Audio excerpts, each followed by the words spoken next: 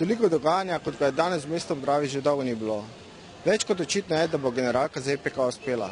Vse se pa je začelo zjutraj na zajtrku pri županu. Župan, danes je Maribor generalka za EPK. Bo uspela?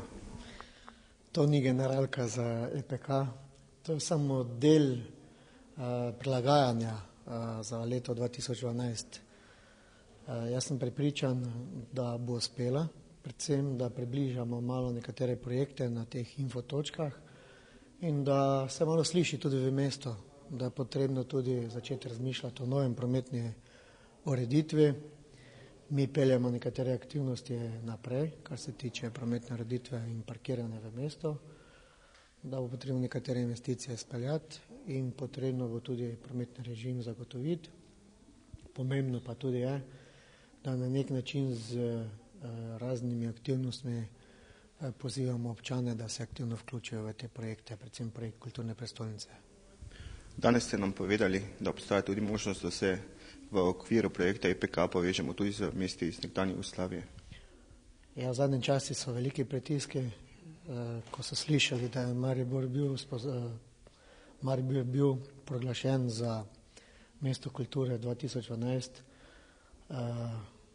imajo velik interes se povezati z nami, sodelovati, ker tudi sami razmišljajo, da bi kandidirali.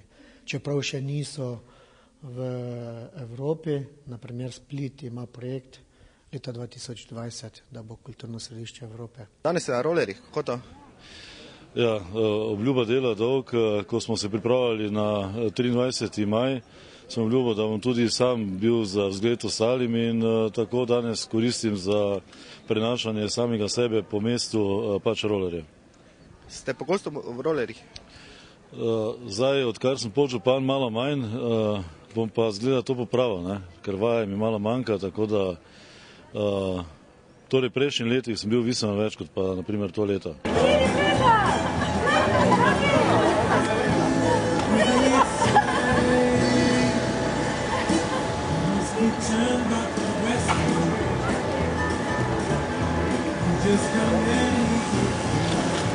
Zakaj plešemo?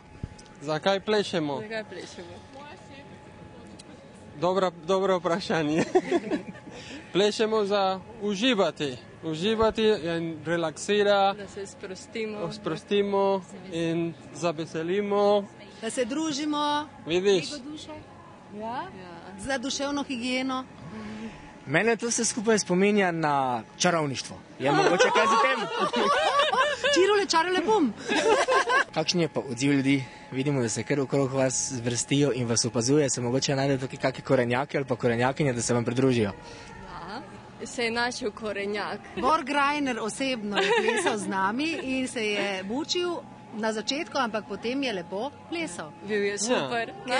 Ker ko padeš v glasbo, te glasba nese. Tako da tu ni nobenega čarovništva, samo to imamo ljudje pri nas, ponavadi, imamo nekje globoko in se ne znamo sprostiti, zato smo rekli, danes pridemo na glavni trg, ko je dan brez avtomobila in ljudem pokažemo, da to ni noben bav, da to ni čarole bum ali karkoli, ampak gre enostavno za druženje, sprostitev, relaksacijo, skratka, za ples. Kakšen je odziv ljudi na knjige? Tako kot vsako soboto, velik. Ponavadi imamo ravno ob sobotah največ navalne izposoja, ker seveda ljudje ne hodijo v službe, imajo takrat največ časa in takrat je tudi obisk knjižnice ponavadi največji. Zakaj ste se danes odločili, da boste danes knjige predstavili zunaj na trgu? V bistvu so nas organizatorji tega dogajanja tukaj danes povabili k sodelovanju in mi smo pač dali to našo vsebino v takšnem kratkem času, ko smo ga imeli na voljo, pač smo ponudili te knjige. In katere knjige so tiste, ki nekako vaše bralce najbolj pritegnajo? Katere knjige so najbolj prelistane, največkrat prelistane? Koliko vidim, gre največ zdaj v prodajo, ta prodaja odpisanih knjig. Kar se tiče odziva branja teh knjig, ki so tukaj na razpolago, kot je bilo zamišljeno, pa ni preveč velikega odziva. In kje po vašem mnenju tiči razlog?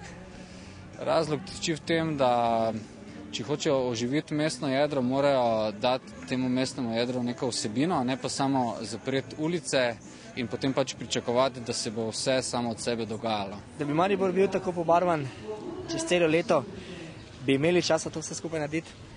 Ja, trudimo se, ne? Lepo je imeti barve take, da malo poživijo, ne?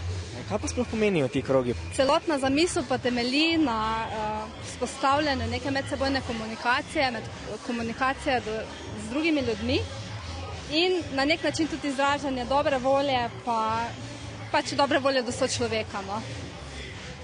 Jure Legvar se je obrnil na Pedagoško fakulteto v Mariboru in na našega profesorja likovne pedagogike, profesorja Ota Rimeleja, in potem smo z njim skupaj dodelali barvo krogov, velikost, celostno podobo, ne? Tako da je koncept nastajal v bistvu z likovnim oddelkom Pedagoške fakultete v Mariboru, pa s gospodom Juretom Legvarjem. Zdaj, te barve imajo mogoče kakšen poseben namen ali so to bile barve izbrane naključno? Ja, tako smo si različni ljudje med sabo, ne? Na ta način so tudi različne barve, ker pač vsak človek nima rad vedno iste barve in ima tu možnost, da si izbere tudi svojo barvo, ki mu najbolj odgovarja. Vidim, da imate ogromno starin danes. Ja. Kakšno je zanimanje pri ljudeh za te stare stvari? Ja, pa je kar precejšnje zanimanje, no. Predvsem, ne vem, ti starejši tudi dost bolj cenijo to, ko vejo, rečemo, da pogledajo, pa take stvari so imeli tudi doma, pa tako, a ne. Tako da je kar, no. Sami imamo tudi dost, ne vem, tudi novejših stvari delanih po starem, tako kombinacijo starin pa tega. Pa lahko rečemo, da je zanimanje za starine tudi ene vrste kultura? Ja, v bistvu je, lahko rečemo, ja, ker tudi starine v bistvu, ne vem, se ohranjajo to kulturo, a ne, ki je bila tudi prej, pa je zdaj, a ne, na nek način, ja. Če povežemo sabljanje in pa kulturo, kje bi se našle tiste vzporednice? Vsem skupaj najdemo vzporednice. Kultura je šport, je sabljanje. Sabljanje je lahko zelo elegantno. Kultura, bom rekel, slikarje. To, ker slikarji, fotografi, oni iščejo stalno neke momente iz športnih trenutkov, športnega življenja, iz športnega dogajanja, tako da lahko to zelo povežemo, da je to zelo blizu skupaj.